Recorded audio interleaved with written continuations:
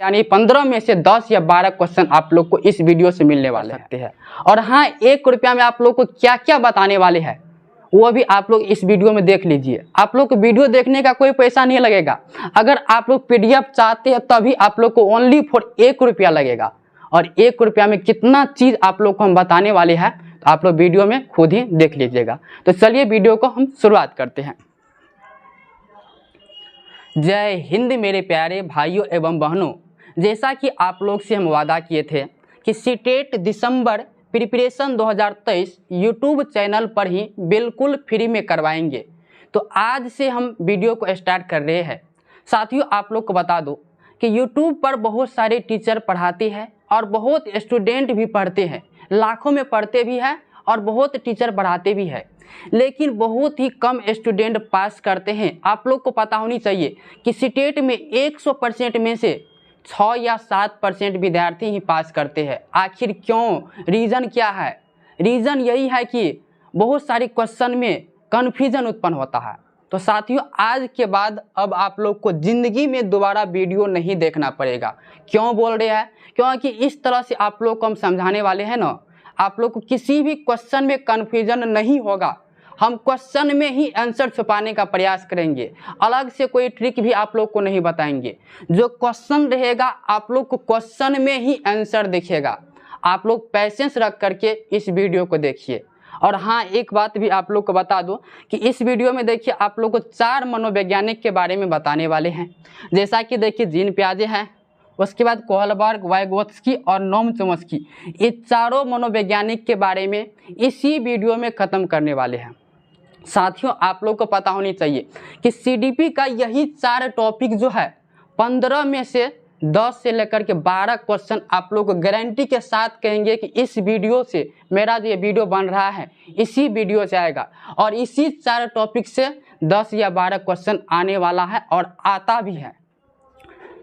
तो यहाँ से देखिए पहला, यहाँ से सबसे पहले टॉपिक का नाम बता देते हैं कि कौन कौन सा टॉपिक हम क्लियर करने वाले हैं। तो देखिए इसमें है जीन पियाजे, देखिए इसमें जीन पियाजे हैं, कोहलबर्ग हैं और वाइगोत्स्की और नोम चोम्स्की है। देखिए इसमें जीन पियाजे कहाँ का रहने वाला वैज्ञानिक है और कोहलबर्ग कहाँ का रहने वाला है, वाइगोत्स्की कहाँ का रहने वाला है और नोम चोम्स्की ये कहाँ का मनोवैज्ञानिक है। ये भी क्वेश्चन ऑब्जेक्टिव के तौर पे पूछ लिया जाता है। तो आप लोग को क्वेश्चन में ही आंसर छुपा देते हैं। देखिए यह जीन पियाजे, पियाजे में देखिए पियाजे यानी प्याज तो आप लोग खाए होंगे, तो प्याज का कुछ न कुछ स्वाद होता है, चाहे मीठा हो या कड़वा हो, अधिकतर तो कड़वा ही होता है। तो देखिए स्वीट, यहाँ पे क्या लिखा है, स्विट्जरलैंड, यानी स्वीट मतलब क्या होता है, मीठा। तो समझिए क्या, कड़वा नहीं। जहाँ पर आप लोग को प्याजे मिल जाएगा तो प्याजे मतलब क्या, कड़वा नहीं, मीठा। मीठा मतलब क्या, स्वीट, और स्वीट से क्या याद हो जाएगा, स्विट्जरलैंड। यानी जीन पियाजे कहाँ का मनोवैज्ञानिक है, स्विट्जरलैंड का मनोवैज्ञानिक है। उसके बाद देखिए 1 नंबर हो गया और पहले तीसरा का देख लीजिए। तीसरा में क्या है, वाइगोत्स्की, वाइगोत्स्की। इसमें देखिए गोत्स्की यानी गोत, गोत यानी गाय का गोत्र। यानी मेरा बहुत सारा दोस्त था, हम दोस्त को बोले कि चलिए दोस्त आज जो है आप लोग को हम जो है चौक पे स्प्राइट पिलाएंगे, लेकिन मेरा दोस्त बीमार था, उसको चौक पे ले जा कर के हम गाय का गोत्र ही पिला दिए। तो मेरा दोस्त जो है वह रूस गया। तो क्या याद हो जाएगा, गोत से क्या, वाइगोत्स्की यानी गोत पिला दिए तो रूस गया, रूस आंसर हो जाएगा। और कमेंट बॉक्स में आप लोग ये बता दीजिएगा कि गाय के गोंत का उपयोग यानी किस रोग के उपचार में किया जाता है, ये आप लोग बता दीजिएगा।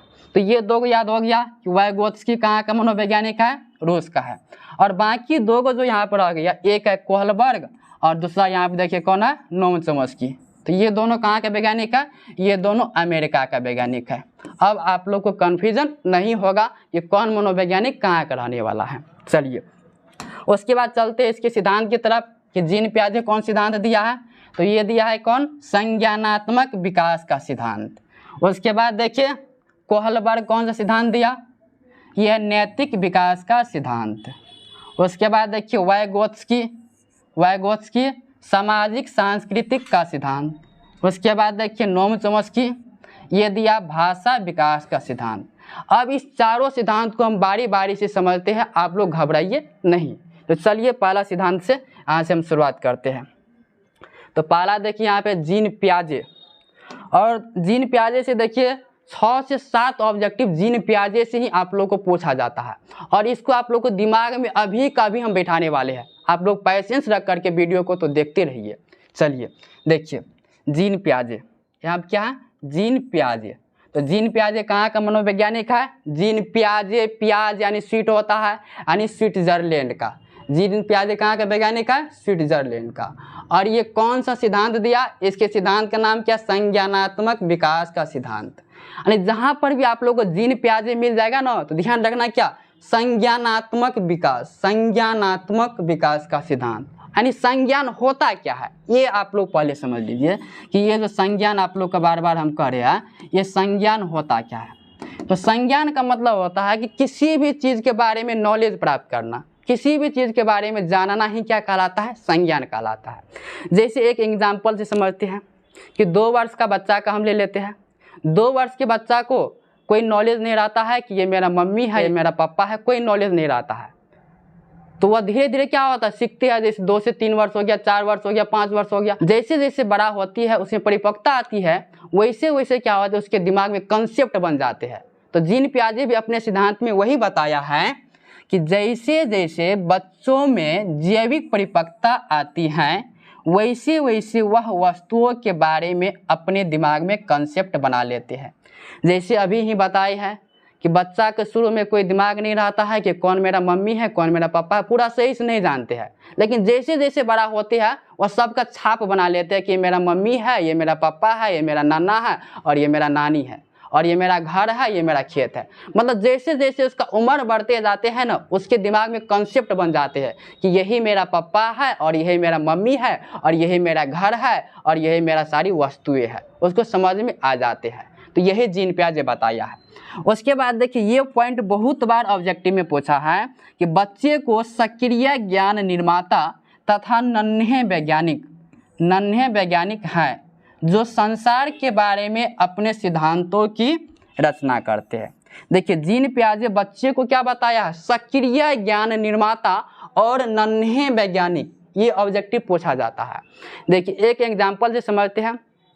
आप लोग भागजोगनी वाला कहानी सुने होंगे। भागजोगनी वाला कहानी में क्या होता है कि एक बच्चे जो है वो कार के बल्ब को फोड़ देता है, लेकिन उसके पिताजी क्या बोलते हैं कि बच्चे बल्ब को फोड़ा नहीं है, उसके बारे में जानकारी प्राप्त कर रहे हैं, संज्ञान प्राप्त कर रहे हैं। तो वही जीन पियाजे अपने सिद्धांत में बता रहे हैं कि वो सक्रिय ज्ञान निर्माता है, उसके बारे में यानी बल्ब के बारे में क्या ज्ञान को अर्जित कर रहे हैं कि बल्ब आखिर बना कैसे है, और उससे ही नन्हे वैज्ञानिक यानी लिटिल साइंटिस्ट भी कहते हैं जो संसार के बारे में अपने सिद्धांतों की रचना करते हैं। तो ये आप लोग ध्यान रखना कि जीन पियाजे जो है बच्चे को नन्हे वैज्ञानिक के रूप में माना है। चलिए आगे बढ़ते हैं। तो आगे हम देखिए यहाँ पे एक ऑब्जेक्टिव है और इसका जवाब आप लोग कमेंट बॉक्स में दीजिएगा।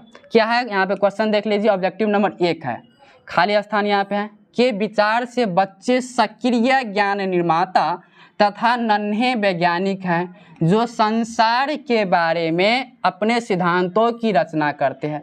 अभी ही बताए हैं कि बच्चे जो सक्रिय ज्ञान का निर्माता और नन्हे वैज्ञानिक हैं, इसके बारे में कौन बताया है? तो 4 ऑप्शन है, आप लोग कमेंट जरूर कीजिएगा। चलिए आगे बढ़ते हैं। बहुत ही इजी क्वेश्चन है ये और पूछा जाता है इस तरह का क्वेश्चन। चलिए उसके बाद देखिए इसके कुछ विशेषता जानते हैं कि जीन पियाजे ने क्या क्या जो बताया है। तो देखिए पहला विशेषता में है अनुकूलन। अनुकूलन यानी अंग्रेजी में कहते हैं एडेप्टेशन।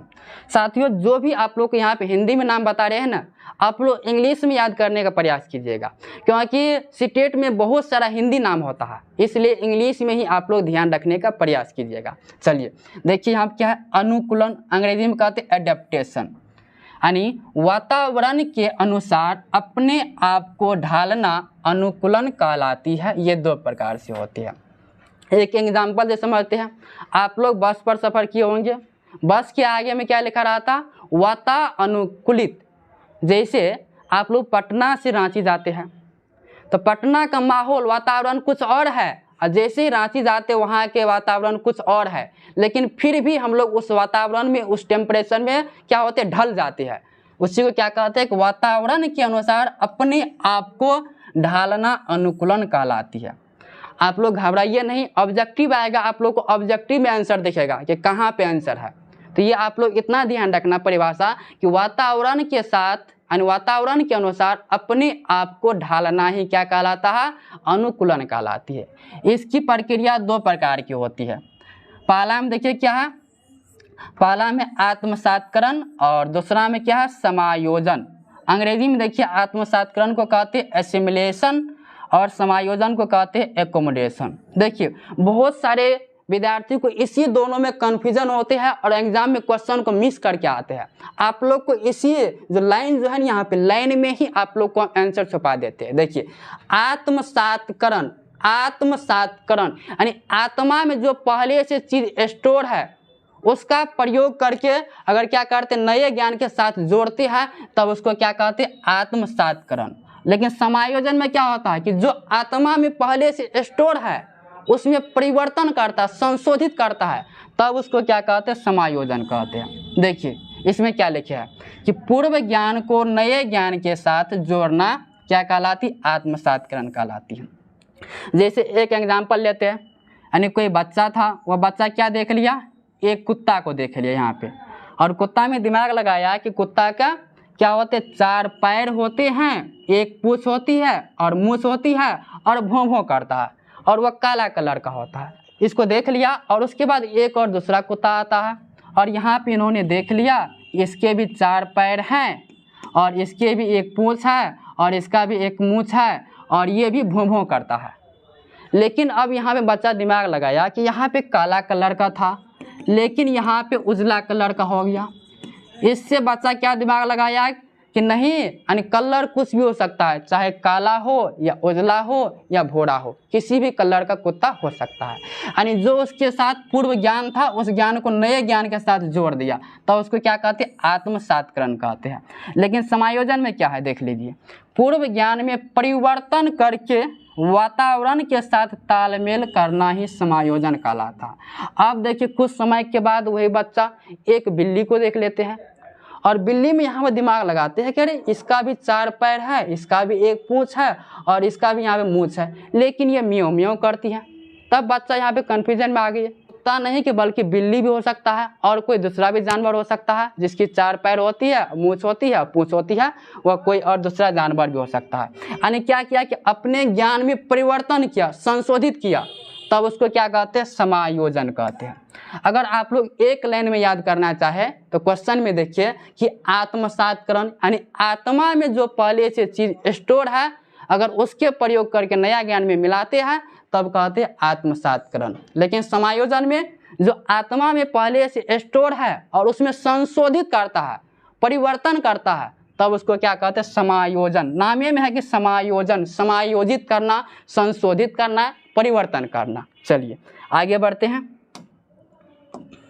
चलिए आगे यहाँ पे ऑब्जेक्टिव है। देखिए ऑब्जेक्टिव से ही आप लोग को पता चल जाएगा कि क्या बोल रहे हैं। देखिए ऑब्जेक्टिव नंबर यहाँ पे 2 है, देख लीजिए ऑब्जेक्टिव नंबर 2 है। क्वेश्चन देखिए क्या है कि संतुलन बनाए रखने के लिए स्कीमाओं को समायोजित करने, हटाने और नए स्कीमा बनाने की प्रक्रिया को कहा जाता है। देखिए यहाँ पर नए स्कीमा बनाने की प्रक्रिया अभी बताए है कि नए स्कीमा बनाने की प्रक्रिया को क्या कहते हैं, यानी दोनों एक साथ हो रहा है। यहाँ पे समायोजित भी हो रहे हैं और नए स्कीमा भी बन रहे हैं, तो इसको क्या कहते हैं, तो अनुकूलन कहते हैं, जो कि ऑप्शन नंबर सी में है। चलिए अगला देखिए ऑब्जेक्टिव नंबर 3 है कि जीन पियाजे के सिद्धांत में जब बच्चा नए अनुभव के लिए मौजूदा स्कीमा को संशोधित करता है वह प्रक्रिया कहलाती है। और ये क्वेश्चन देखिए यहाँ पे 11 फरवरी 2023 में पूछा गया है। देखिए क्वेश्चन में यहाँ पे देखिए संशोधित करता है, जो नए ज्ञान है उसमें संशोधित करता है। अभी आप लोग को बताए हैं कि बच्चा जो बिल्ली देख लिया, सेम यानी 4 पैर होते हैं, मूंछ होते हैं, पूंछ होते हैं, इससे पहले कुत्ता था लेकिन फिर बिल्ली हो गया, यानी अपने ज्ञान में संशोधित किया, तब उसको क्या कहते हैं, समायोजन कहते हैं। यहाँ पे संशोधित कर रहा है तो समायोजन, जो कि ऑप्शन नंबर ए में मौजूद है। चलिए आगे देखते हैं। चलिए अगला एक और यहाँ पे चौथा क्वेश्चन देखिए, इसमें क्या बोल रहे हैं, ऑब्जेक्टिव नंबर 4 है कि नवीन जानकारी को शामिल करने के लिए वर्तमान स्कीमा में बदलाव की प्रक्रिया कहलाती है। क्या कहलाती है? देखिए, नवीन जानकारी, नवीन का मतलब क्या होता है? नया जानकारी, जो जानकारी उसके पास पहले से है उसका प्रयोग करके दिमाग लगाते बच्चा, उसको क्या कहते हैं? उसको कहते हैं आत्मसातकरण। यानी जो जानकारी आत्मा में पहले से था, नवीन जानकारी नया जानकारी था, है ना, उसको क्या कहते हैं? आत्मसातकरण कहते हैं, जो कि ऑप्शन नंबर बी में मौजूद है। चलिए आगे बढ़ते हैं। चलिए इसमें देखिए दूसरा विशेषता है। दूसरा विशेषता क्या है? संतुलन या साम्य धारण, बहुत सारा हिंदी में नाम है, अंग्रेजी में कहते हैं इक्विलिब्रेशन। देखिए, इसमें बच्चा आत्मसातकरण और समायोजन की प्रक्रिया के बीच संतुलन कायम रखती है। यानी अभी जो आप लोग को बताया कि आत्मसातकरण और समायोजन अगर दोनों के बीच संतुलन बनाती है, अगर दोनों के बीच जो है संतुलन कायम होती है, तब उसी को क्या कहते हैं? यानी संतुलन नामे में है, या साम्य धारण, अंग्रेजी में इक्विलिब्रेशन कहते हैं। क्वेश्चन आएगा, आप लोग घबराइए नहीं। चलिए उसके बाद देखिए तीसरा में क्या है, और ये बहुत ही महत्वपूर्ण है, स्कीमा, अंग्रेजी में भी क्या कहते हैं? स्कीमा ही कहते हैं। देखिए, मानव दिमाग में जो पहले से स्टोर रहती है वह उनका प्रयोग करके किसी विषय के प्रति चिंतन करता स्कीमा कहलाती है। यानी जैसे आप लोग अभी मेरा वीडियो देख रहे हैं, लेकिन मेरे वीडियो देखने से पहले आप लोग यूट्यूब पे बहुत सारे टीचर का वीडियो देखे होंगे। यानी अपने दिमाग में, आपके दिमाग में जो पहले से चीज़ स्टोर थी उसका प्रयोग करके अब फिर मेरा वीडियो देख रहे हैं, नए स्कीमा बना रहे हैं, तो उसको क्या कहते हैं? स्कीमा। यानी स्कीमा का मतलब इतना ध्यान रखना कि मानव के दिमाग में या आपके दिमाग में जो चीज़ पहले से स्टोर है, कि ये जो जीन प्याजे का टॉपिक जो है यूट्यूब पे बहुत सारे टीचर पढ़ा दिए है, आप लोग के दिमाग में होगा, उसी को क्या कहते हैं? स्कीमा कहते हैं। ठीक, उसके बाद देखिए एक पॉइंट यहाँ पे जो ऑब्जेक्टिव में पूछ लिया जाता है कि मानव शिशु में स्कीमा प्रवृत्ति और प्रतिक्रिया जन्मजात होती है। देखिए, मानव शिशु यानी बच्चा में, यानी जैसे आप लोग धीरे धीरे बड़ा हो गए हैं, तो पहले जो आप लोग जन्म लिए थे तो आपके दिमाग में कुछ नहीं था कि क्या दुनिया होती है क्या नहीं होती है, लेकिन जैसे जैसे आप लोग बड़ा होते हैं तो आपके दिमाग में बहुत सारे कंसेप्ट छप गया है कि ये मार्कर है, ये बोर्ड है, ये किताब है, ये मोबाइल है, यानी बहुत सारे चीज़ आप लोग को छप गई है। तो कब से? जब से आप जन्म लिए हैं तब से ही, यानी जन्मजात होती है। ये भी ऑब्जेक्टिव में पूछ लिया जाता है। चलिए अगला एक पॉइंट और है इसमें, चौथा, संगठन, अंग्रेजी में कहते हैं ऑर्गेनाइजेशन। देखिए, संज्ञानात्मक प्रणाली में स्कीमा को पुनर्व्यवस्थित करना संगठन कहलाता है। जो आप लोग को अभी स्कीमा के बारे में बताए हैं, उसी स्कीमा में अगर पुनर्व्यवस्थित करेगा, फिर से व्यवस्थित करके संशोधित करके प्रयोग करेगा, तब उसको कहते हैं संगठन कहते हैं। चलिए ऑब्जेक्टिव से समझते हैं कि ऑब्जेक्टिव किस तरह से पूछा जाता है। देखिए ऑब्जेक्टिव नंबर यहाँ पे 5 है। क्वेश्चन है कि मानसिक संरचनाएं जो चिंतन के निर्माण प्रखंड है, इसके लिए जीन पियाजे किस शब्द का प्रयोग किया है? देखिए, स्कीमा, विकास का क्षेत्र का प्रयोग कहीं पर नहीं किया है, आत्मसातकरण और समायोजन। देखिए इसमें क्या बोल रहे हैं कि चिंतन के लिए, यानी जो दिमाग में पहले से स्टोर है, जो सोच रहे हैं, चिंतन का मतलब क्या? थिंकिंग करना, जो सोच रहे हैं, उसके लिए जीन पियाजे किस शब्द का प्रयोग किया है? जो दिमाग में पहले से चीज़ स्टोर है, पता चल गया होगा, उनके लिए स्कीमा, जो कि ऑप्शन नंबर ए में मौजूद है। उसके बाद देखिए एक और यहाँ पे है। देखिए ऑब्जेक्टिव नंबर 6 है कि जीन पियाजे के सिद्धांत के अनुसार व्यक्ति आत्मसातकरण और समायोजन, देखिए दोनों एक साथ आ गया, आत्मसातकरण और समायोजन के माध्यम से किस स्थिति को प्राप्त करने का प्रयास करते हैं? देखिए, आत्मसातकरण और समायोजन दोनों को संतुलन बनाने का काम रखती है। कौन? तो देखिए संतुलन, क्वेश्चन में आंसर आ गया। और ये क्वेश्चन देखिए 3 फरवरी 2023 को पूछा गया। ये नहीं है कि हम बहुत सारा इजी क्वेश्चन लेकर के आ गए हैं, जो क्वेश्चन आपको पूछा गया प्रीवियस ईयर में वही क्वेश्चन हम लाए हैं। और देखिए कितना सिंपल क्वेश्चन है कि आत्मसातकरण और समायोजन के बीच, अभी आप लोगों को डिफिनेशन भी बताया है, उसको क्या कहते हैं? संतुलन कहते हैं। ऑप्शन नंबर ए इसका राइट आंसर हो जाएगा। चलिए आगे देखते हैं। आगे है ऑब्जेक्टिव नंबर 7। देखिए 7वां ऑब्जेक्टिव क्या है? जीन पियाजे के अनुसार व्यवहारों और विचारों का संयोजन, व्यवस्थीकरण और पुनर्संयोजन, देखिए पुनर्संयोजन और पुनर्व्यवस्थित करके सुसंगत प्रणाली में लाना क्या कहलाता है। देखिए अभी बताया कि स्कीमा को पुनर्व्यवस्थित करना या पुनर्संयोजन करना क्या कहलाता है, संगठन कहलाता है। देखिए ऑप्शन नंबर सी में है ना इजी क्वेश्चन। और ये देखिए प्रीवियस ईयर 17 जनवरी 2023 को ये पूछा गया क्वेश्चन है। चलिए आगे बढ़ते हैं, ज़्यादा समय नहीं लेंगे, सारों टॉपिक को एक ही वीडियो में ख़त्म करना है। अब देखिए यहाँ पे जीन पियाजे के महत्वपूर्ण 4 अवस्था होते हैं और यहाँ से क्वेश्चन आप लोग को 2 या 3 देखने के लिए मिलेगा।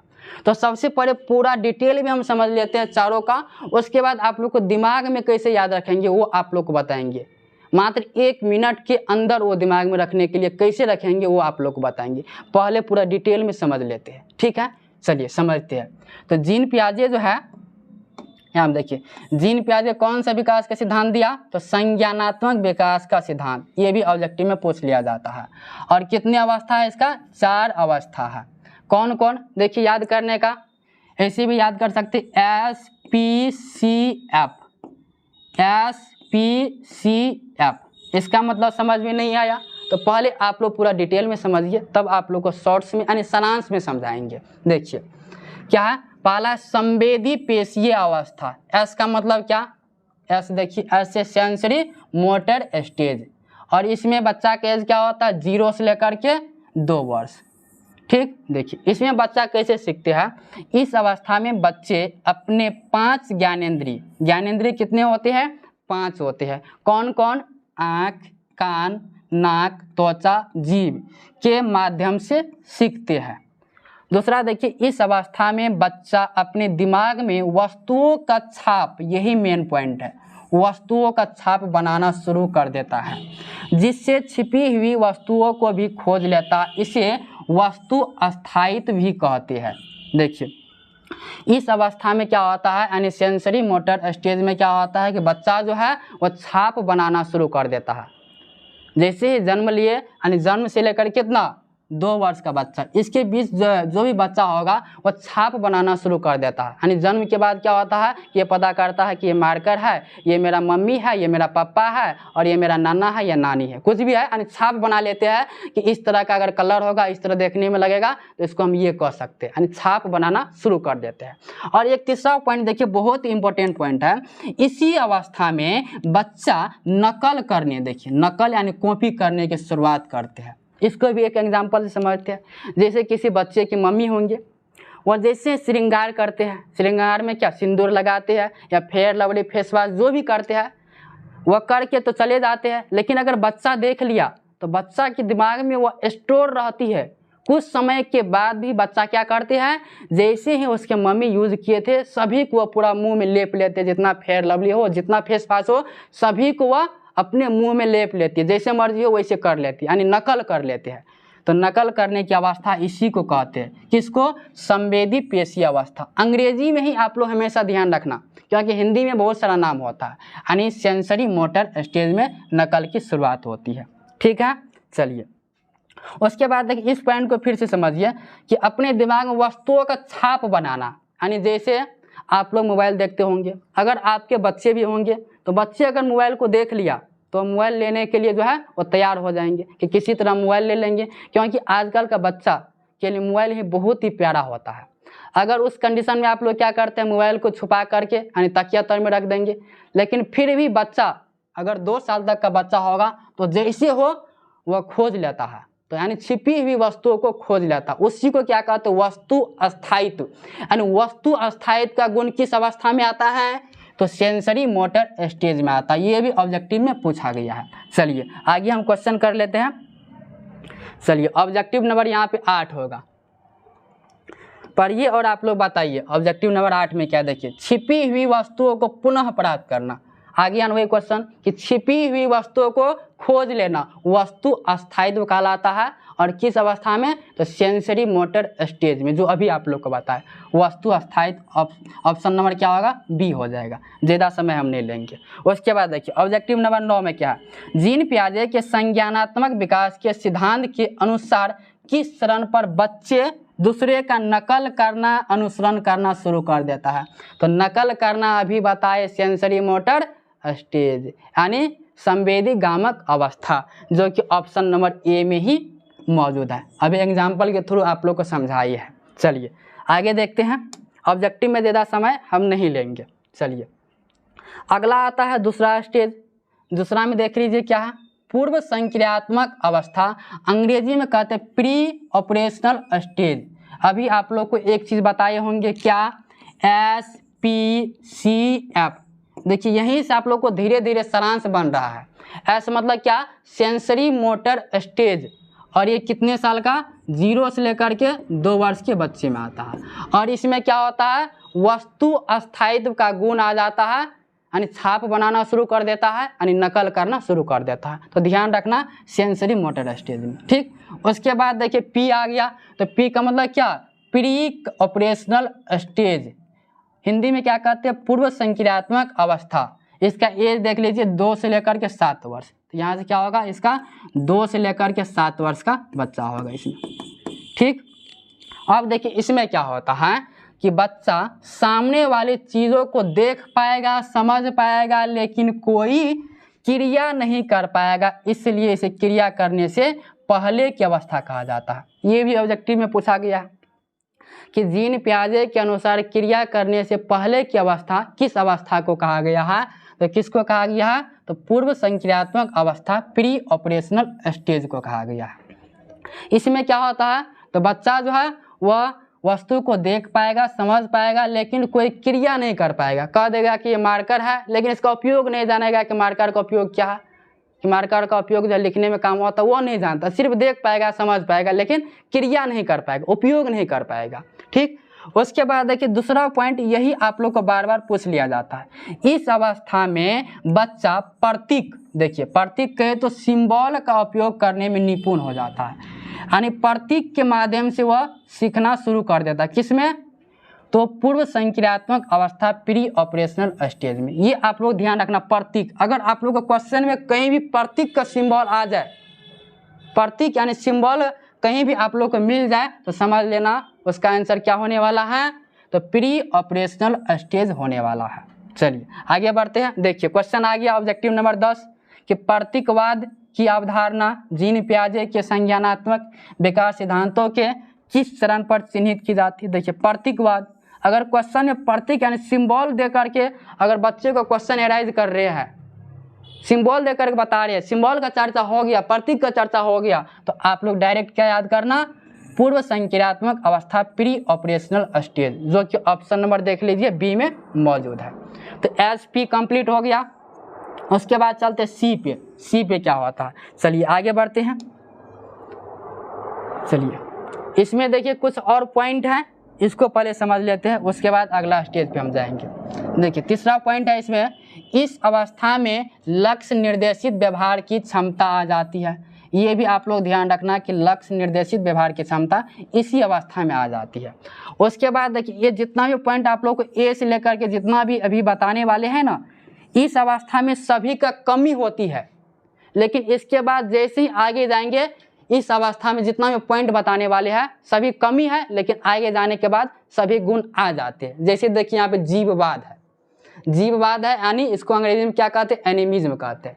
इसमें बच्चा सजीव और निर्जीव में अंतर नहीं कर पाते हैं। एक एग्जाम्पल से समझते हैं, अगर बच्चा कहीं भी चलते चलते धरती पर गिर जाते हैं, उसको चोट लगते हैं तो रोना शुरू कर देते हैं, फिर उसके मम्मी या पापा आते हैं तो धरती को क्या करते हैं, अगर 2-3 बार ऐसे ऐसे थपथपा देते हैं तो बच्चा चुप हो जाते हैं, यानी बच्चा को ये पता नहीं है कि धरती निर्जीव है कि सजीव है।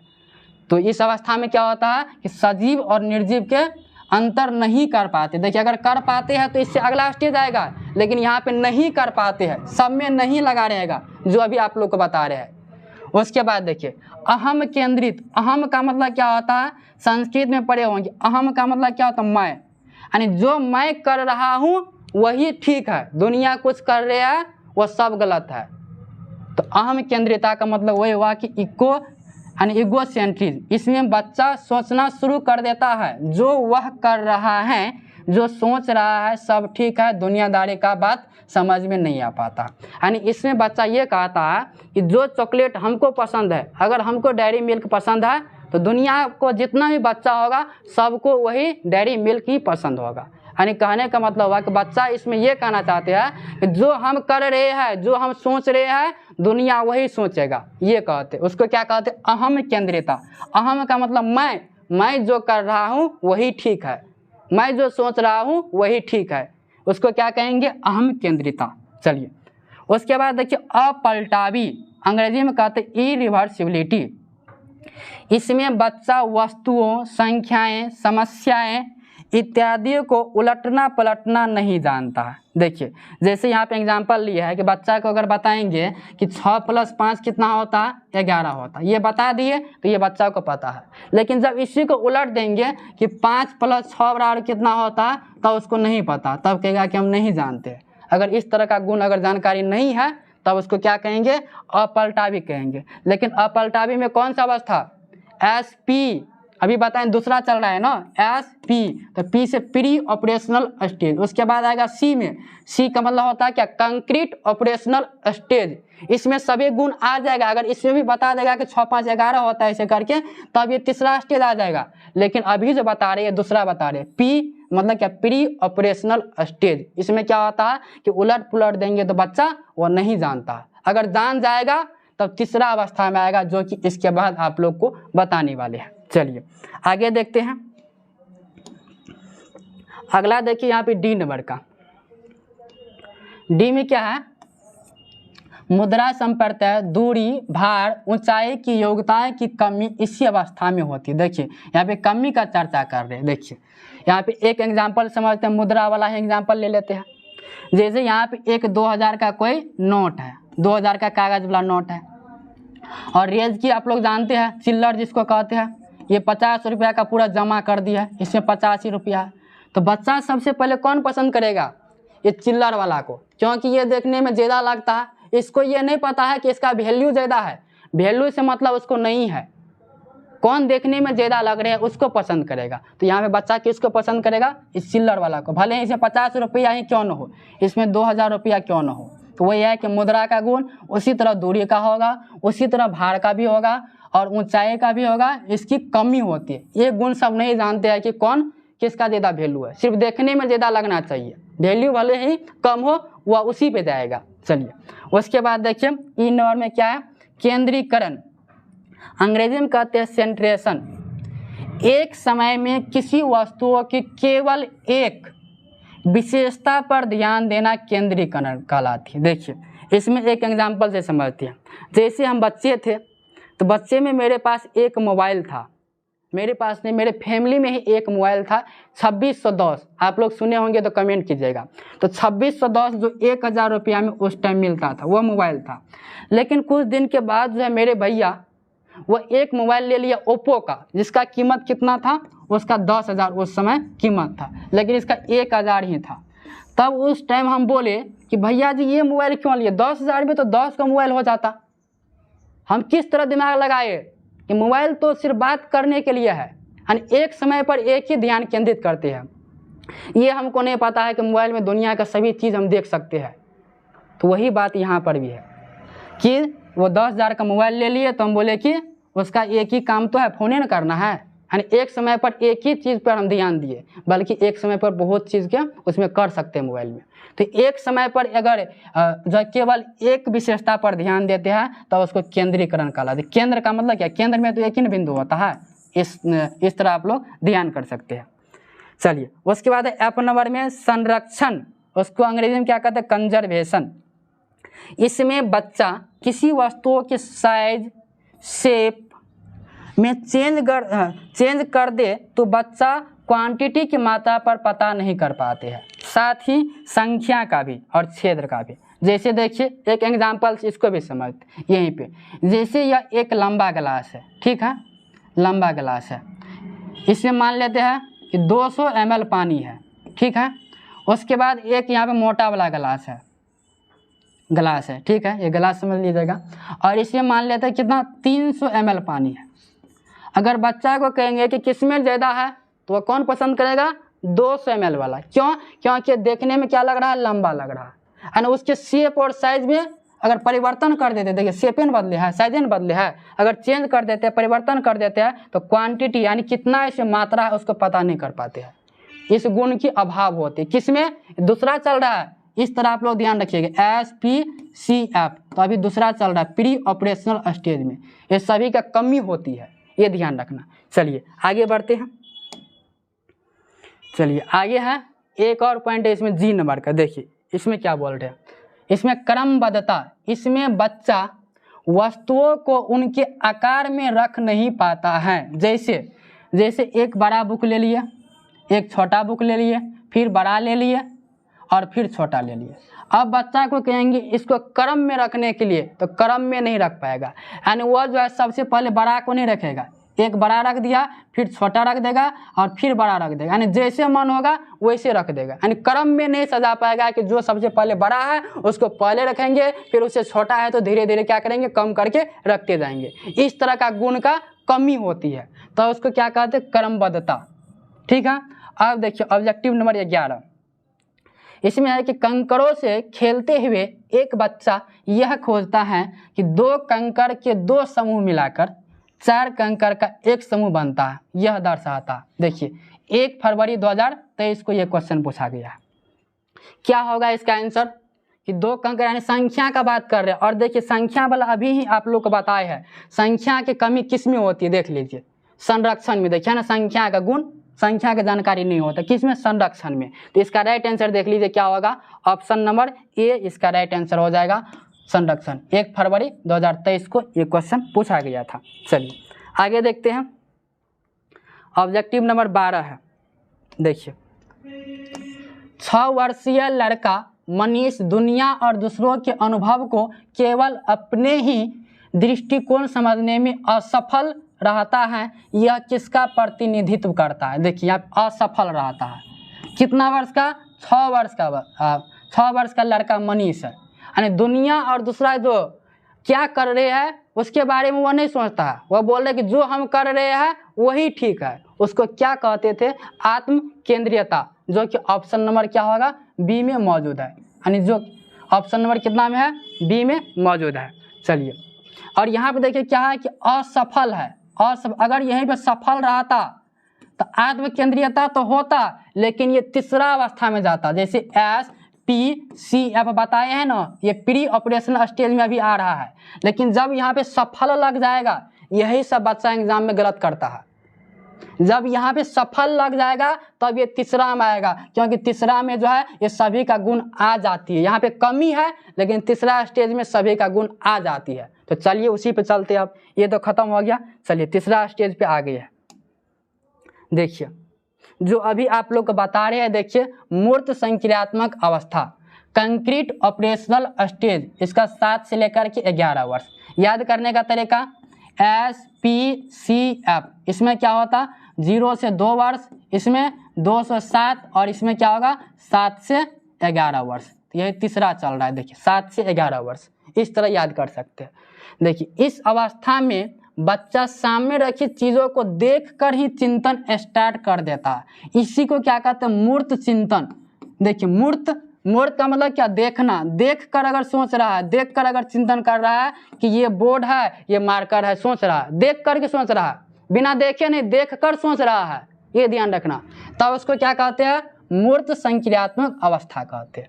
अब देखिए यही वाला पॉइंट आप लोगों को तभी से बता रहे हैं कि अपलटावी का जीववाद, मुद्रा, भार, संरक्षण, क्रमबद्धता इत्यादि की गुण जो है आ जाती है, गुण आ जाती है, इसमें आ जाती है। अभी तक जितना बताए हैं दूसरा स्टेज में, प्री ऑपरेशनल स्टेज में, सभी के गुण में कमी थी, लेकिन अब जो है ये सभी का गुण बच्चा में आ जाएगा, चाहे अपलटावी हो।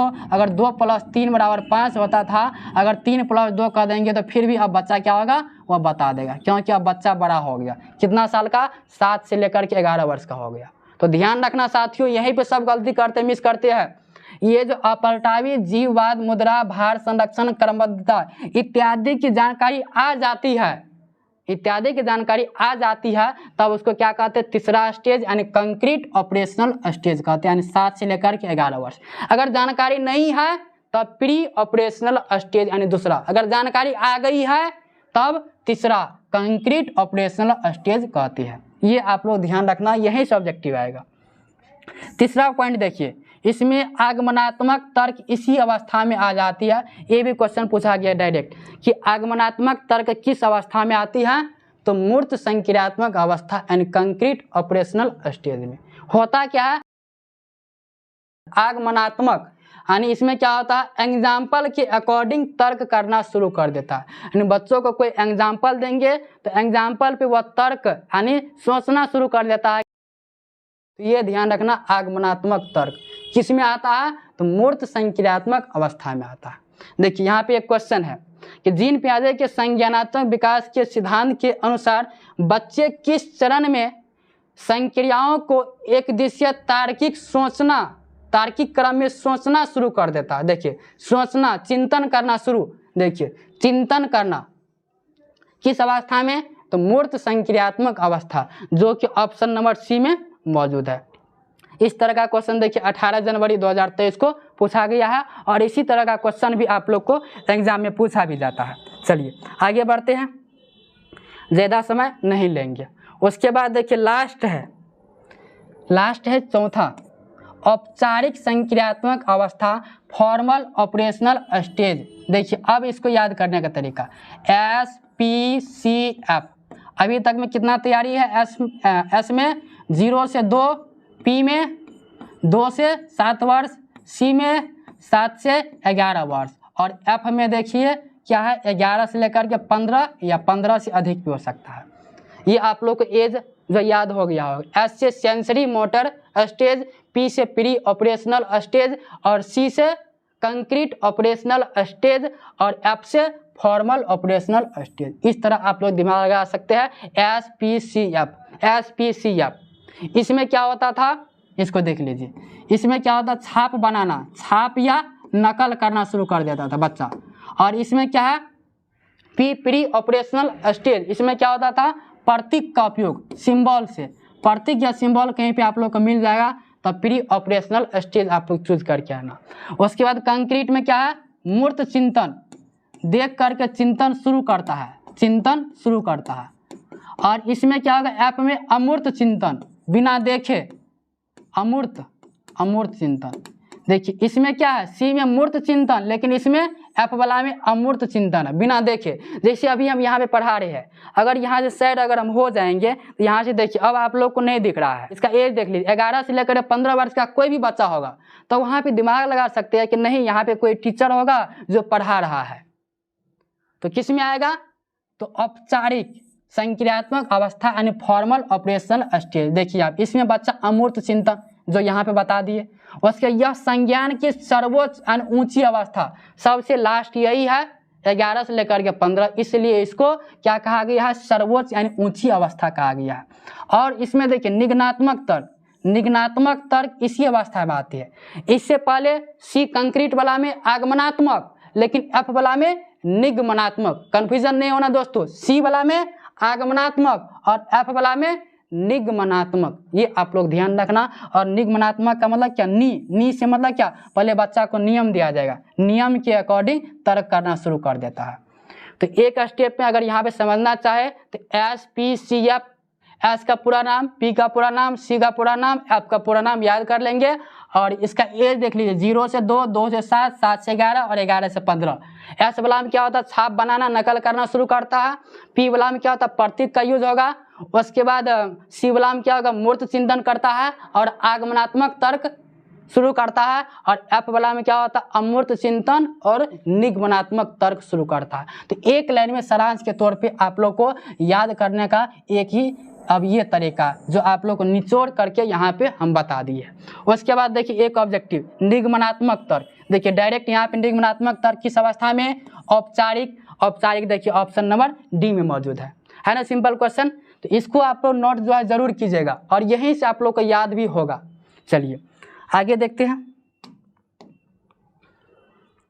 चलिए आगे यहाँ पे अब खत्म हो गया। अब आता है दूसरा साइंटिस्ट लॉरेंस कोहलबर्ग। देख लीजिए ये है लॉरेंस कोहलबर्ग, अंकल चचा है ये, है ना, यहाँ पे सामने में दिख रहा है। इसमें देखिए क्या होता है, लॉरेंस कोहलबर्ग ये तो बता दिए कहाँ के वैज्ञानिक है, अमेरिका का मनोवैज्ञानिक है। कौन सा सिद्धांत दिया, तो नैतिक विकास का सिद्धांत, ध्यान रखना, कोहलबर्ग के नैतिक विकास का सिद्धांत, ये आप लोग ध्यान रखना, डायरेक्ट ऑब्जेक्टिव पूछ लिया जाता है। उसके बाद देखिए यहाँ पे नैतिक यानी नैतिकता का मतलब क्या होता है, अंग्रेजी में कहते हैं मोरलिटी, वह गुण जिसमें हमें सही और गलत की पहचान होती है। मोरलिटी यानी नैतिकता क्या कहते हैं ना कि इस बच्चा में नैतिकता क्या है, सही और गलत की पहचान कर पाते हैं कि नहीं कर पाते, नैतिकता। इसको एक कहानी के माध्यम से समझते हैं। एक पॉइंट और देख लीजिए कि बच्चा अपने सामाजिक परिवेश से ही नैतिकता और अनैतिकता को जानता है।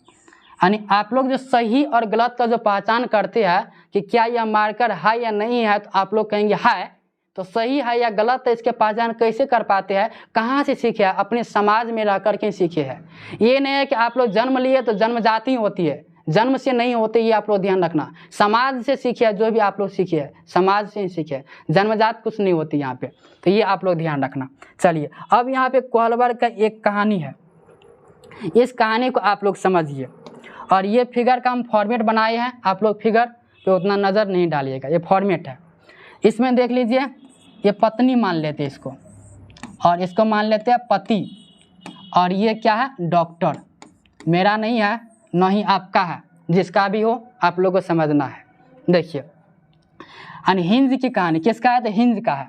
देखिए एक दिन की बात है, एक समय की बात है कि हिंज की पत्नी एक दिन बीमार हो जाती है। जब उसकी पत्नी बीमार हो जाती है तब हिंज एक डॉक्टर के पास जाता है, जो झोला छाप डॉक्टर होता है उसके पास जाता है। उन्होंने बताया कि मार्केट में चले जाइए और वह एक ही दवा है और एक ही डॉक्टर होगा, उसी के पास मिलेगा। और सच में वही था। जब वो मार्केट में गया, खोजते खोजते उस डॉक्टर के खोज लिया, और खोजने के बाद उस डॉक्टर को सब समस्या बताया कि ऐसा ऐसा बात है, वो दवा आपके पास ही है, वो हमको दे दीजिए। तो हिंज के पास जितना भी पैसा था वो पैसा लेकर के गया, लेकिन डॉक्टर जो वहाँ पे बोला, जिसके पास दवाई था, वो बोला कि नहीं, ये जो दवा है हम बहुत मेहनत से, बहुत पूंजी लगा करके बनाए हैं, इसलिए जितना कीमत है उस कीमत के 10 गुना मुनाफे पर इस दवाई को मैं बेचूंगा। अब हिंद जो है वो अब सोचने लगा कि मेरे पास तो उतना रुपया है नहीं, अब करे तो करे क्या। तब हिंद दिमाग लगाया कि चलिए अब इस दवाई को हम किसी न किसी तरह चोरी कर ही लेते हैं, क्योंकि अगर हिंद चोरी नहीं करता तब उसके पत्नी मर जाती। अगर यहाँ पे चोरी कर भी लेते हैं फिर भी गलत ही काम है, क्योंकि वो हो सकता है कि पुलिस पकड़ के ले जाएगी, जेल में डाल देगी, फिर फंस जाएगा। इसलिए अब दोनों कंडीशन यहाँ पे बन रहा है, अगर चोरी करेगा फिर भी फंस रहे हैं, नहीं करते हैं तो फिर भी वह उसकी बीवी मर जा रही है। तो आप लोग कमेंट कीजिए कि इस कंडीशन में आप लोग क्या करेंगे। अगर आपकी पत्नी मर रही है और वह दवा एक ही दुकानदार के पास है और वह नहीं देने के लिए तैयार है, उतना पैसा आपके पास नहीं है, तब आप लोग क्या करते हैं, आप लोग चोरी करेंगे या नहीं करेंगे, वो आप लोग कमेंट कीजिएगा। तो यहाँ पे 2 कंडीशन बनेगा, या तो चोरी करेगा या चोरी नहीं करेगा। तो अब देखिए 2 कंडीशन बन रहा है। चलिए दोनों कंडीशन को यहाँ पे समझते हैं। एक तो नैतिक दुविधा यानी मोरल डायलेमा, वह दुविधा में आ गया, सोचने लगा कि अरे यार अब क्या करूँ, चोरी करे या नहीं करे। अगर चोरी नहीं करेंगे तो फिर भी मेरे बीवी जो है मर जाएगी, अगर चोरी करती है तो हमको पुलिस वाला पकड़ करके ले जाएगा। तो दुविधा में आ गया, यानी सही और गलत के बारे में निर्णय ना लेना। दुविधा में आ गया, सोच रहा है कि चोरी करे या नहीं करे। वही एग्जाम्पल लिखिए, हिंज अगर चोरी करेगा तो पुलिस पकड़ कर ले जाएगी, यहाँ पे गलत है, ले जाएगी, नहीं करेगा तो उसकी बीवी मर जाएगी। यानी सही और गलत के बारे में निर्णय नहीं ले पाते हैं, तब उसको क्या कहते हैं, नैतिक दुविधा, असमंजस, यानी मोरल डिलेमा कहते हैं। उसके बाद है क्या दूसरा में, नैतिक तर्कना, मोरल रीजनिंग। यहाँ पे तर्क लेगा, नामे में स्पष्ट है, नैतिक तर्कना, तर्क लेगा, या तो चोरी करेगा या नहीं करेगा, कोई न कोई एक निर्णय यहाँ पे जरूर लेगा। इस कंडीशन में कोई निर्णय नहीं लिया, दुविधा में आ गया, लेकिन इस कंडीशन में कोई न कोई एक निर्णय जरूर लेगा, या तो चोरी करेगा या नहीं करेगा, निर्णय ले लेगा, फैसला। सही और गलत के बारे में निर्णय लेना, यहाँ पे लेना है और यहाँ पे ना लेना है, ये ध्यान रखना। जैसे हिंज या तो चोरी करेगा या सही या गलत में किसी एक को चुनेगा, तो ये भी आप लोग ध्यान रखना, कहानी से भी ऑब्जेक्टिव पूछ लिया जाता है। चलिए उसके बाद आगे बढ़ते हैं। अब देखिए यहाँ पे कोहलबर्ग के सिद्धांत की आलोचना। देखिए थोड़ा गर्मी तो ज़्यादा है और फैन भी बगल में चाहे तो चला सकते हैं, लेकिन फैन चलाएंगे तो फिर आवाज़ में आप लोग को प्रॉब्लम होगी, इसलिए फैन को हम बंद करके रखिए। देखिए इसका आलोचना भी कुछ वैज्ञानिक किया है, कोहलबर्ग सिद्धांत की आलोचना। इनके सिद्धांत की आलोचना कैरोल गिलिगन ने की। ये क्वेश्चन 20 अगस्त 2023 को इसी बार क्वेश्चन में पूछा गया है, 20 अगस्त 2023 को। एक पॉइंट और यहाँ पर ध्यान रखना, किस दृष्टिकोण से, तो नारीवादी दृष्टिकोण से उन्होंने आलोचना की। कौन किया, तो कैरोल गिलिगन ने किया। किसकी आलोचना, तो कोहलबर्ग के सिद्धांत की आलोचना की है। और इन्होंने क्या बताया कि कोहलबर्ग ने अपने एक्सपेरिमेंट में महिलाओं को कम प्राथमिकता दी है। देखिए महिलाओं को कम प्राथमिकता, यानी महिला मतलब क्या, नारीवादी, यही क्वेश्चन पूछा गया है। ठीक, उसके बाद देखिए इन्होंने तर्क दिया कि पुरुषों की नैतिकता का आधार न्याय है, यानी जस्टिस है, जबकि स्त्रियों की नैतिकता का आधार क्या, देखभाल है। ये पॉइंट आप लोग को ध्यान रखना है, ऑब्जेक्टिव में आएगा तो ध्यान रखना। पुरुष वाला में क्या होगा, नैतिकता का आधार न्याय यानी जस्टिस, और स्त्री वाला में क्या होगा, तो केयर होगा, यानी उसका देखभाल करना चाहिए, ये भी ध्यान रखना। चलिए अब देखिए महत्वपूर्ण टॉपिक की तरफ बढ़ते हैं, कोहलबर्ग के सिद्धांत। तो अब देखिए कोहलबर्ग के नैतिक विकास की सिद्धांत। देखिए यहाँ से एग्जाम में भर के क्वेश्चन आता है, जैसे जीन पियाजे के 4 अवस्था बताए हैं वहीं से क्वेश्चन आता है, उसी तरह कोहलबर्ग के नैतिक विकास का जो सिद्धांत है उसका जो अवस्था है और चरण है वहाँ से भर के एग्जाम में क्वेश्चन आएगा। और यहीं पे बच्चा गलत भी करता है। देखिए यहाँ पे चरण जो है 6 चरण है, लेकिन अवस्था 3 ही है, 3 अवस्था है और तीनों अवस्था का 2 चरण है। तो कुल चरण का बात करें तो कितना होता है, 6 चरण होता है, लेकिन अवस्था का अगर बात करें तो 3 ही अवस्था होते हैं। कौन कौन होता है एक बार यहाँ पे हम समझ लेते हैं। देखिए हिंदी में बहुत सारा नाम है, आप लोग को हिंदी में याद नहीं होगा, इंग्लिश में याद कीजिए। सबसे पहले क्या होगा, सबसे पहले होगा प्री कन्वेंशनल, दूसरा में क्या होगा, कन्वेंशनल, और तीसरा में क्या होगा, यहाँ पे पोस्ट लगा देंगे, पोस्ट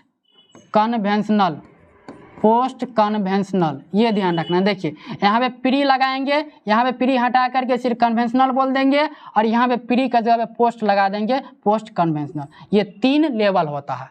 ठीक है, अब तीनों को बारी से समझ लेते हैं।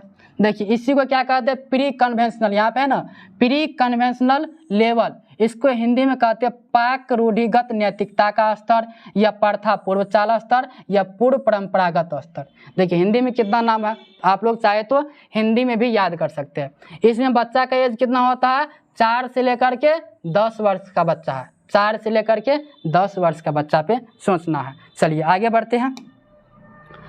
इसमें क्या होता है, देखिए पहला में यानी प्री कन्वेंशनल लेवल में क्या होता है, इस अवस्था में बच्चे को सही या गलत के बारे में पता नहीं होता है, दूसरे लोगों के अनुसार होती है, अर्थात नैतिकता शून्य होती है। यही पॉइंट ध्यान रखना, और ये 2 प्रकार की होती है। देखिए इस अवस्था में, किस अवस्था में, तो प्री कन्वेंशनल लेवल में क्या होता है कि बच्चा में नैतिकता शून्य होती है, नैतिकता यानी एब्सेंट होती है, नैतिकता का नाम का कोई चीज़ नहीं होती है, ये ध्यान रखना, शून्य होती है।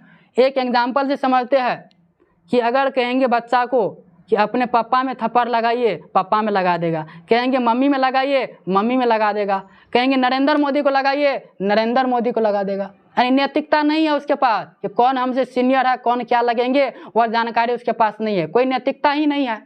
तो नैतिकता शून्य होते किस स्तर में, तो प्री कन्वेंशनल लेवल में। कितना वर्ष का बच्चा है, 4 से लेकर के 10 वर्ष का बच्चा। अब आप लोग थिंकिंग अपने अनुसार मत कीजिएगा कि हम लोग उस टाइम 4 वर्ष का थे तो हम लोग मम्मी को जानते थे, पापा को जानते थे।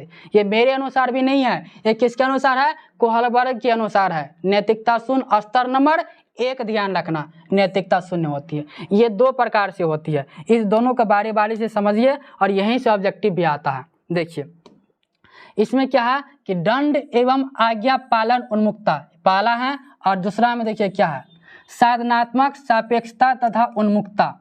अंग्रेजी में देख लीजिए, इसको पनिशमेंट एंड ओबीडियंस कहते हैं, और इसको कहते हैं इंस्ट्रूमेंट रिलेटिविस्ट इंडिविजुअलिज्म। उसके बाद देखिए कि 1 नंबर में जो है दंड एवं आज्ञा पालन उन्मुखता, ये क्या होती है। इसमें बच्चे की नैतिकता सजा और आज्ञा पालन पर आधारित होती है। जैसे कि मेहमान आया तो पैर छू करके अनुशासन नहीं दिखाया, यानी इसमें बच्चा को सजा मिलने वाला है। नाम से ही स्पष्ट है, देखिए क्या है कि दंड एवं आज्ञा पालन उन्मुक्ता। अगर बच्चा अनुशासन नहीं दिखाएगा, अगर उसके घर पे कोई मेहमान आते हैं, पैर छू करके प्रणाम नहीं किया, पानी ला करके नहीं दिया, अनुशासन नहीं दिखाया, तो बाद में उनके पिताजी से दंड मिलने वाला है। उसको क्या कहते हैं? दंड एवं आज्ञा पालन उन्मुक्ता। ये आप लोग को क्वेश्चन से ही पता चल जाएगा, घबराने का कोई जरूरत नहीं है। उसके बाद देखिए दूसरा नाम क्या है? साधनात्मक सापेक्षता तथा उन्मुक्ता। इसमें कोई बच्चा के साथ जैसा व्यवहार करेगा वैसे ही बच्चा उसके साथ व्यवहार करेगा। इसे जैसे कि तैसे अवस्था भी कहा जाता है। देखिए इसमें क्या होता है, एक एग्जाम्पल से समझते हैं कि अगर कोई बच्चा किसी दूसरे बच्चा का पेन तोड़ दिया तो पहला बच्चा भी क्या करेगा? जिसका पेन तोड़ा है वो भी दूसरे बच्चा का पेन तोड़ देगा। यानी जैसे तूने उसके साथ किया वैसे तुम्हारे साथ भी वह करेगा। इसलिए इसको क्या कहते हैं? जैसे के तैसे अवस्था, यानी अदला बदली कहते हैं, यानी कि बदला लेकर के रहेंगे। किस अवस्था में? यही है साधनात्मक सापेक्षता तथा उन्मुक्ता में। जैसे कि तैसे अवस्था, जैसे तुम किए वैसे हम भी करेंगे। जैसे आप हमको मुंह फोड़े हैं, हम भी आपको मुंह फोड़ेंगे। किस अवस्था में? तो साधनात्मक सापेक्षता तथा उन्मुक्ता में। वही यहाँ पे एग्जाम्पल लिखा गया है। चलिए आगे बढ़ते फास्ट में। चलिए यहाँ पे एक क्वेश्चन है, 2 क्वेश्चन है, इसका जवाब आप लोग दीजिए। ऑब्जेक्टिव नंबर थोड़ा सा नीचा कर देते हैं। ऑब्जेक्टिव नंबर 15 है। क्वेश्चन है, लॉरेंस कोहलबर्ग के नैतिकता विकास के सिद्धांत के किस चरण पर बच्चों के नैतिक तर्क दंड से बचने हेतु, देखिए दंड आ गया ना, से बचने हेतु आज्ञाकारी आज्ञा होने पर आधारित होती है। तो किसमें होता है? अभी आप लोग को बताएं किसमें? तो प्री कन्वेंशनल स्टेज, जिसको हिंदी में क्या कहते हैं? पूर्व परंपरागत स्तर। ये आप लोग को इंग्लिश में देखना है एग्जाम में। यहाँ पे इंग्लिश नहीं लिखा है, जो कि ऑप्शन नंबर ए में मौजूद है। आप लोग इंग्लिश में ध्यान रखना। ऑब्जेक्टिव नंबर 16 देखिए, लॉरेंस कोहलबर्ग के बच्चों और वयस्कों में नैतिक तर्क की व्यवस्था करने हेतु खाली स्थान चरण का क्रम प्रतिपादित किया था। 20 जनवरी 2023 को क्वेश्चन पूछा गया। कितना चरण? तो 6 चरण। ऑप्शन नंबर बी इसका राइट आंसर हो जाएगा। चलिए आगे बढ़ते हैं। आगे है 17 नंबर का।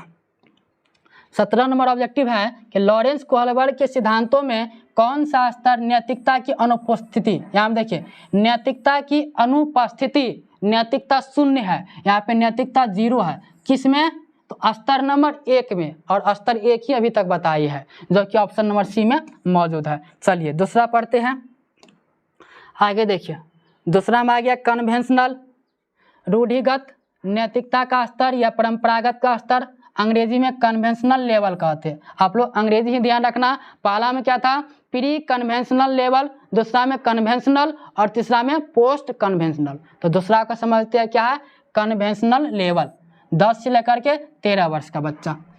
इसमें बच्चा दूसरे के अकॉर्डिंग सही या गलत का निर्णय करता है। ये 2 प्रकार के होते हैं। इसमें भी क्या होता है? बच्चा अपने अनुसार कोई निर्णय नहीं लेता है, दूसरा जो कहेगा वही करेगा। ये आप लोग इतना ध्यान रखिए।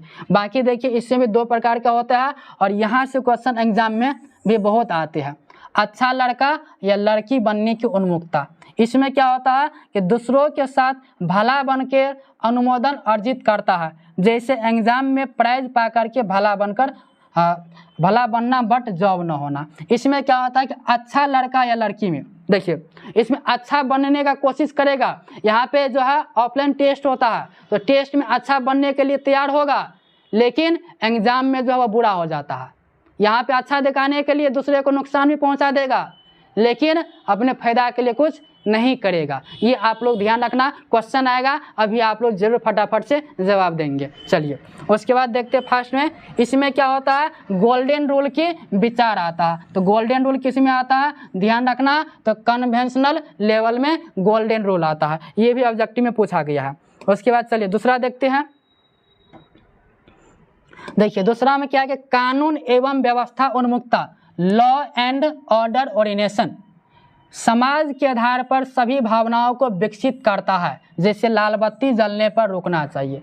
इसमें क्या होता है कि जो कानून बनाया गया है, जैसे कि लाल बत्ती जलने पर क्या करना चाहिए? रुक जाना चाहिए। ये एक कानून है, समाज में बनाया गया कंसेप्ट है, उसके अनुसार बच्चे चलते हैं। बच्चे को बता दिए है कि लाल बत्ती जैसे ही जलेगी तो वहाँ पे रुकना चाहिए, उसको वह पालन करेगा। किस अवस्था में? कानून एवं व्यवस्था उन्मुक्ता में। नामे से स्पष्ट है कि कानून का पालन करेगा, ध्यान रखना।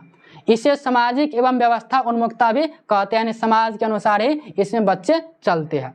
अब देखिए यहाँ पे क्वेश्चन आ गया, ये आप लोग कमेंट बॉक्स में फटाफट से बताइए। क्वेश्चन है कि मैंने अपने पिताजी से गलत तरीके से पैसा तो नहीं लेना चाहता था, लेकिन अपनी गर्लफ्रेंड को डिनर कराने के लिए मैंने कल उनसे झूठ बोल करके पैसा लिया। कोहल वर्ग के अनुसार किस चरण में आएगा? और क्वेश्चन देखिए पूछा गया है, ये कितना ईस्वी में, यहाँ पे ईस्वी नहीं लिखा गया, लेकिन ये भी क्वेश्चन पूछा गया। देखिए यहाँ से पता चल रहा है कि हम जो अपने पिताजी से पैसा नहीं लेना चाहते थे, लेकिन अपने गर्लफ्रेंड को डिनर कराने के लिए, नाश्ता कराने के लिए झूठ बोल करके पैसा मांगे हैं। अभी आप लोग को बताए, यानी यहाँ पे गर्लफ्रेंड के सामने में भला जो अनुमोदन करते हैं, भला बनने का प्रयास करते हैं, जो कि बाद में हमको हानि होने वाला है। किसमें? अच्छा लड़का या अच्छी लड़की अभिविन्यास, जो कि ऑप्शन नंबर बी में मौजूद है। ये क्वेश्चन बहुत ही अच्छा क्वेश्चन है, ये पूछा गया क्वेश्चन है। चलिए आगे बढ़ते हैं, ज़्यादा समय नहीं लेंगे, बहुत बड़ा टॉपिक है। तीसरा हम देखिए, उत्तर रूढ़िगत नैतिकता या उत्तर परंपरागत स्तर, पोस्ट कन्वेंशनल लेवल, 13 वर्ष से लेकर के कितना, इससे ऊपर तक। देखिए पहले क्या बताए थे? प्री कन्वेंशनल, पहला में, दूसरा में क्या है? कन्वेंशनल, और तीसरा में क्या है? Post conventional. ठीक, इसमें एज देख लीजिए, एज भी आप लोग को लिखिए देते यहाँ पे। इसमें एज कितना था? इसमें देखिए एज, इसमें 4 से लेकर के 10, और इसमें कितना, 10 से लेकर के 13, और इसमें 13 से लेकर के ऊपर जितना भी होगा उसको कहेंगे किसमें? पोस्ट कन्वेंशनल लेवल में। इसमें क्या होता है? देखिए इसमें बच्चा, देखिए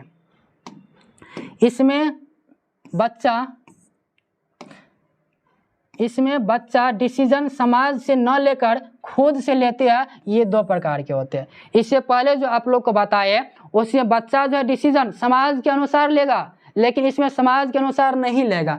जैसे देखिए, अगर नियम से नुकसान हो तो उसमें क्या करते हैं? नियम को तोड़ देते हैं। जैसे अभी आप लोग को बताए कि बच्चा को पहले सिखाए कि लाल बत्ती जलने पर रुकना चाहिए, तो वह रुक जाएगा। लेकिन इस नियम में, किस में? तो पोस्ट कन्वेंशनल, अपने कहते हैं हम तो पोस्ट ग्रेजुएट है, हम तो पीजी किए है, अपने सब कुछ जानता है। तो इस अवस्था में क्या होगा कि बच्चा अगर जो नियम से नुकसान होगा तो नियम को तोड़ने के लिए वह तैयार रहेगा। इसको 2 प्रकार से हम समझ सकते हैं। देखिए इसमें 2 प्रकार से समझते हैं। पहला में देखिए क्या है? सामाजिक अनुबंध उन्मुक्ता, सोशल कॉन्ट्रैक्ट ओरिजिनेशन। नियम से नुकसान हो तो उसे तोड़ देते हैं। अभी बताए कि नियम से नुकसान है, जैसे लाल बत्ती जलने से क्या होती है कि वहाँ पे घटना घटित होती है, उससे नुकसान होता है, उसमें क्या करना चाहिए? बच्चा सोचते हैं कि उसको तोड़ देना चाहिए, खतरा है तो उसे तोड़ दीजिए। किसमें? सामाजिक अनुबंध उन्मुक्ता में। उसके बाद देखिए सार्वभौमिक नैतिकता सिद्धांत उन्मुक्ता। इसमें क्या होता है? बच्चा दूसरे के फायदे के लिए अपनी जान पर भी खेलते हैं। जैसे देखिए मेरा जो फेवरेट है वह गांधी जी है, तो यहाँ पे बच्चा के रूप में इसको मत लेना, हम एग्जाम्पल के तौर पे समझा रहे हैं। तो गांधी जी क्या किया कि 3 कठिया प्रणाली को विरोध में अपने जान पर भी खेल करके आंदोलन किया है। तो ये आप लोगों को समझना है। इसमें क्या हुआ था कि नुकसान, यानी नियम से नुकसान हो उसे तोड़ देते थे, और इसमें क्या है कि दूसरे के फायदा के लिए अपनी जान भी गंवा देते हैं। चलिए यहाँ पे लेते हैं कुछ क्वेश्चन से आप लोग को समझ में आता जाएगा। कम समय में आप लोग को ज़्यादा चीज़ हम समझाने का प्रयास किए हैं। चलिए क्वेश्चन नंबर देखिए, ऑब्जेक्टिव नंबर 19 है। लॉरेंस कोहलबर्ग के द्वारा प्रतिपादित नैतिक विकास के किस स्तर पर व्यक्ति यह तर्क करते हैं कि मानवाधिकार व न्याय सबसे जरूरी है, भले ही सामाजिक कानून के खिलाफ हो। देखिए मानवाधिकार मानव के लिए सबसे अधिक जरूरी है, दूसरे के लिए हम लोग सोचते हैं चाहे मेरा जान भी क्यों न चला जाए। किस अवस्था में? तो याद होगा अभी बताया सार्वभौमिक नैतिकता सिद्धांत उन्मुखता, ऑप्शन नंबर डी हो जाएगा। चलिए आगे बढ़ते हैं। चलिए अगला है तीसरा वैज्ञानिक। तीसरा है यहाँ पे वाइगोत्स्की या लेव वाइगोत्स्की। यहाँ पे देखिए चचा कहिए या भैया कहिए, जो आप लोग कह सकते हैं। चलिए ये कहाँ का वैज्ञानिक है? वाइगोत्स्की, गोत तो रूस, ये बता दिए हैं। और ये सामाजिक, देखिए सामाजिक सांस्कृतिक सिद्धांत SCL, सोशल कल्चर लैंग्वेज।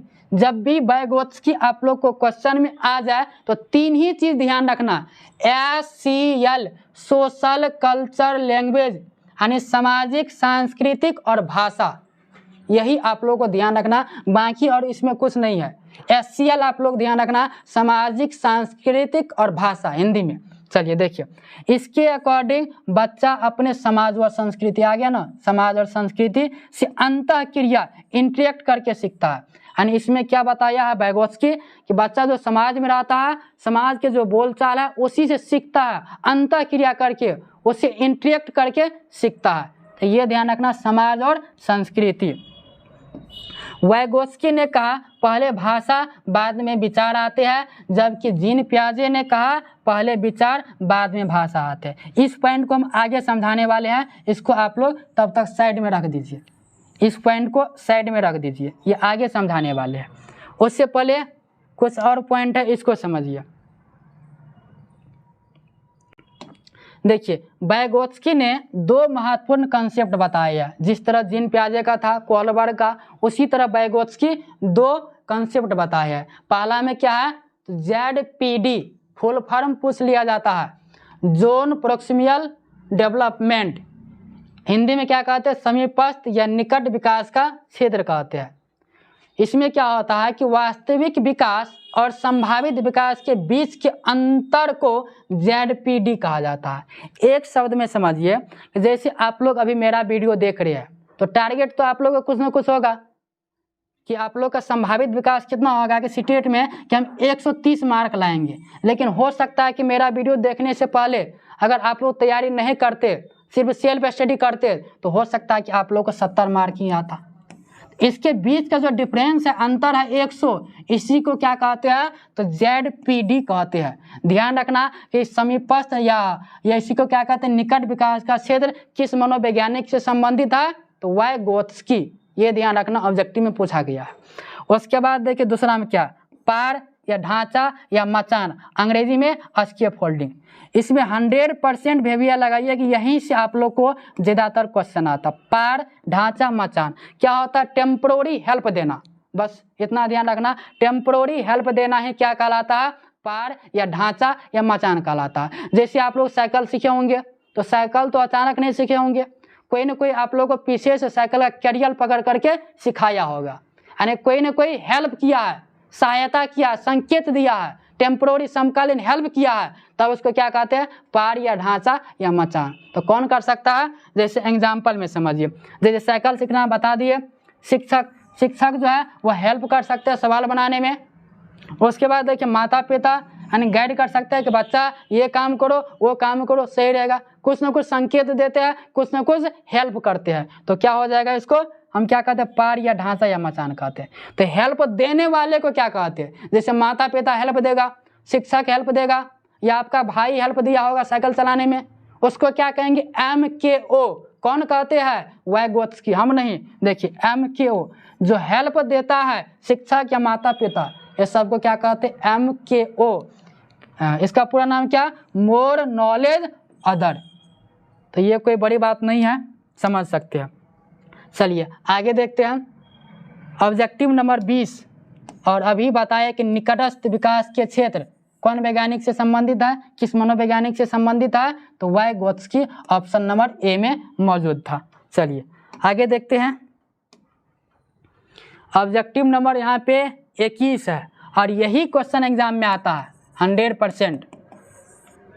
एक विद्यार्थी को किसी सवाल से जूझते देखकर उसकी अध्यापिका उस सवाल की भाषा को सरल करने और कुछ संकेत देने का निर्णय लेती है। लेव वाइगोत्स्की के सिद्धांत में इसे क्या कहा गया। देखिए संकेत दे रहा है, कुछ ना कुछ हेल्प कर रहा है, अध्यापिका यहाँ पे बच्चों को हेल्प कर रहे हैं, संकेत दे रहे हैं, उसको क्या कहते हैं, पार या ढांचा या मचान या स्कैफोल्डिंग, बहुत सारा नाम है। चलिए आगे देखते हैं। आगे यहाँ पे कुछ महत्वपूर्ण बिंदु है जो सब जितना भी मनोवैज्ञानिक बताया है सबका कन्फ्यूजन यहाँ पे दूर होगा, तुलना करके दिया हुआ है। चलिए देखते हैं। पहला पॉइंट में वाइगोत्स्की के अकॉर्डिंग भाषा और चिंतन शुरू में अलग अलग होते हैं और बाद में एक हो जाते हैं। ध्यान रखना, किसके अनुसार, वाइगोत्स्की ने कहा कि भाषा और चिंतन शुरू में अलग अलग होते हैं लेकिन बाद में क्या होता है, वह मिल जाते हैं, एक हो जाते हैं।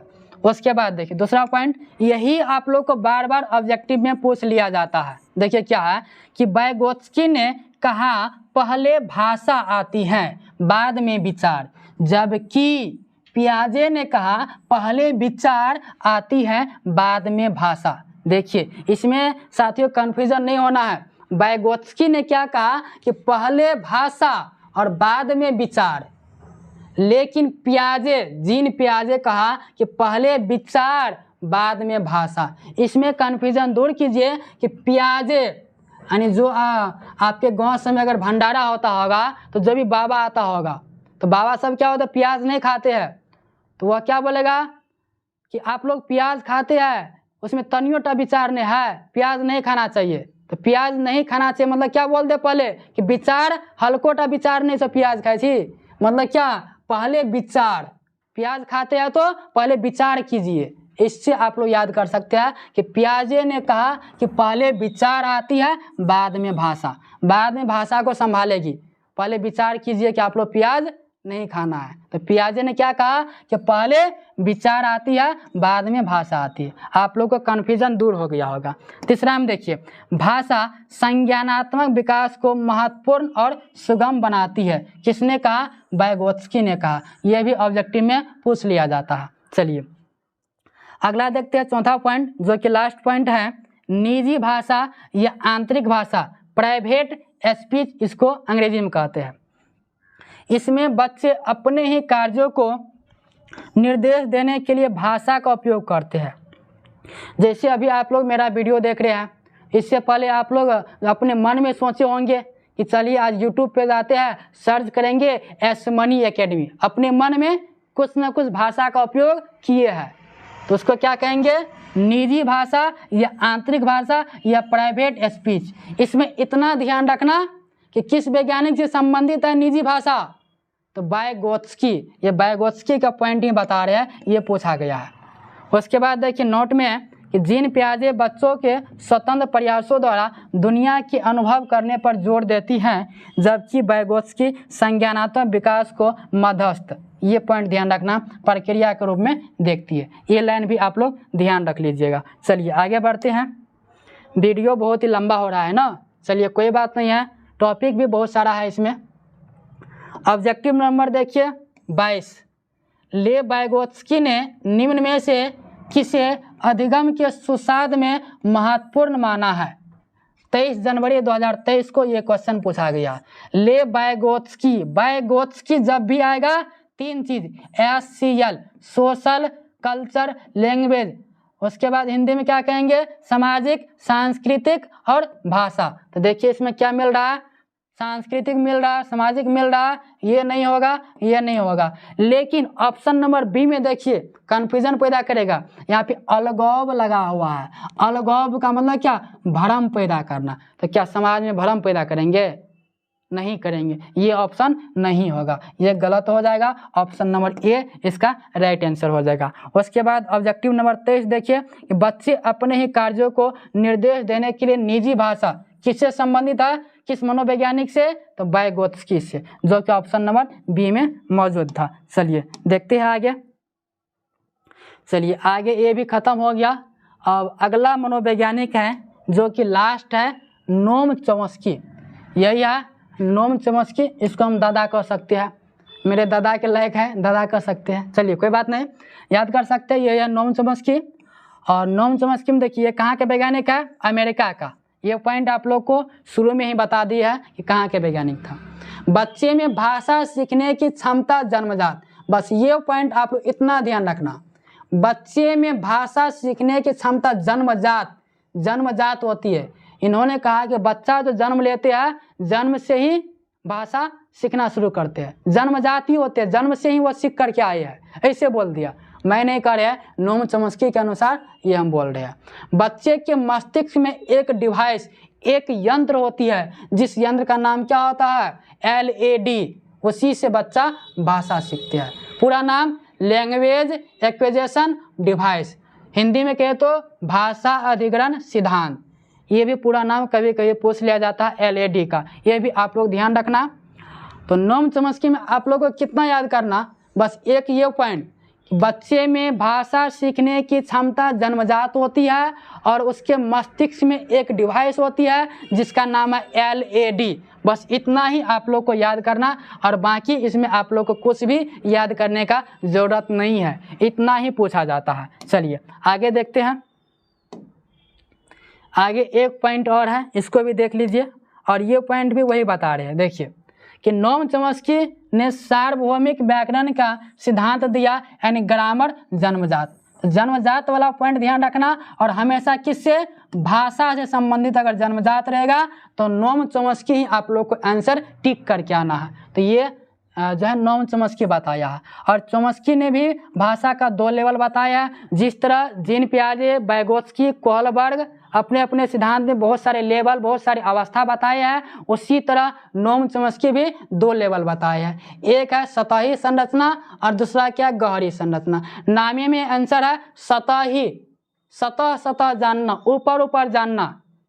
देखिए बच्चा सिर्फ शब्द या ध्वनिया को जानता है, अर्थ नहीं जानता, मतलब ऊपर नॉलेज है, ज़्यादा डीपली में नॉलेज नहीं है। और गहरी संरचना पूरा गहराई से जानना, यानी इसमें क्या होता है? बच्चा शब्द का अर्थ जानता है। अगर अर्थ नहीं जानता है तो सतही संरचना, मतलब ऊपर जानता है। और गहरी में क्या? पूरा गहराई रूप से जानना, यानी अर्थ का जानना। ये इतना इम्पोर्टेंट नहीं है, फिर भी आप लोग को बता दिए, कुछ हम छोड़े नहीं है। अब देखिए यहाँ पे 2 ऑब्जेक्टिव है, ये आप लोग बता दीजिए, इसके बाद वीडियो ख़त्म ही होगा। 24 नंबर है, भाषा सीखने की क्षमता जन्मजात होती है। चलिए मारिए कहाँ? Noam Chomsky. विचार है कि बच्चों को भाषा अधिग्रहण डिवाइस आ गया, नोम चॉम्स्की कहाँ है? ऑप्शन नंबर डी में। बस खेला ख़त्म है। ये था चारों मनोवैज्ञानिक, जो कि आप लोग को एक ही वीडियो में हम ख़त्म कर दिए हैं। बात रही आप लोग को PDF लेने का, तो PDF लेने के लिए आप लोग को हम बता दिए हैं कि अगर आप लोग PDF लेना चाहते हैं तो यहाँ पे नंबर भी है, इस नंबर पे आप लोग 1 रुपया, मात्र 1 रुपया भेज करके PDF ले सकते हैं। तो यहाँ पे नंबर या स्कैनर दिया गया, फ़ोन पे है, तो ले सकते हैं। बाकी आप लोग को वीडियो कैसा लगा, अगर आप लोग को अच्छा लगा तो कमेंट करके ज़रूर बताइएगा, और अपने दोस्तों के पास भी ज़रूर शेयर कीजिएगा, क्योंकि यह वीडियो बनाने में हमें बहुत मेहनत लगा है। तो चलिए फिर मिलेंगे एक नए टॉपिक के साथ, और आप लोग को जब तक सीटेट दिसंबर का एग्ज़ाम होगा तब तक आप लोग के साथ हम बने रहेंगे। तो आप लोग हमारे चैनल को ज़रूर सब्सक्राइब करके जुड़ जाइएगा। तो चलिए फिर मिलेंगे एक नए वीडियो में, तब तक के लिए जय हिंद, जय भारत।